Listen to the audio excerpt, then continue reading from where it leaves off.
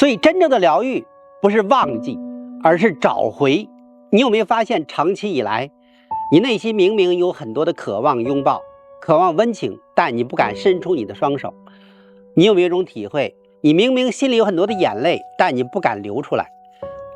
你知道有很多的伤心，但你会发现你失去流泪的能力。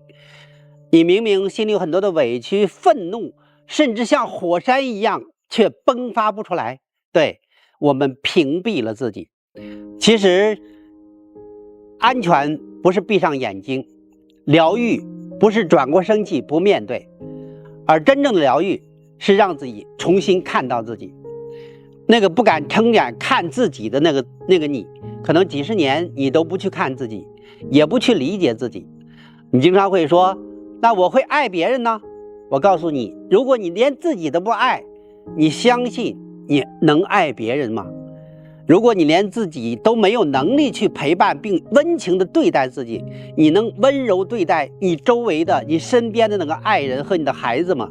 其实残酷地对待了自己几十年，是因为你根本不敢看自己。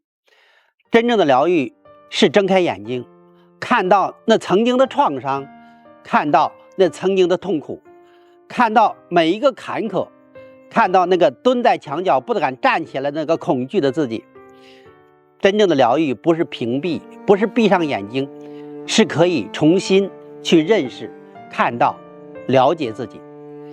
我在几十年的临床当中，我会发现很多的疾病来源于屏蔽与压抑。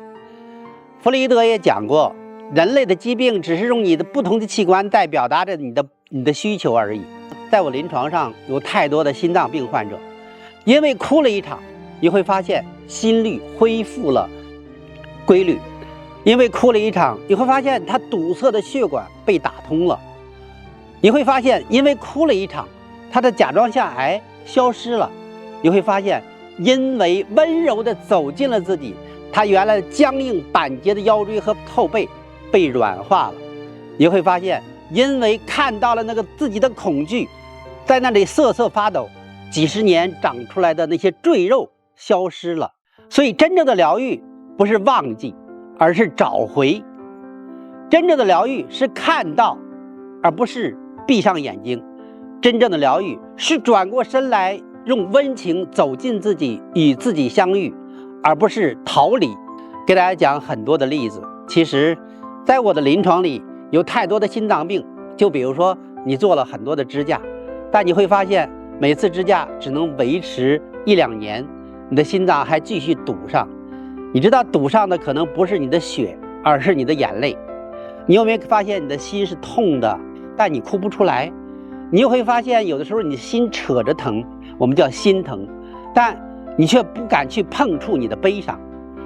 心脏是情感器官，问问自己，这么多年有多少情感藏在里面爆发不出来，有多少眼泪被你忍在泼洒在心里而没有流淌出来？你知道吗？允许自己并看到自己，允许自己可以脆弱，允许看到自己内心的柔软，碰触你的脆弱，去流动你的柔软，你知道吗？会找回你鲜活的生命，疗愈因此而发生改变。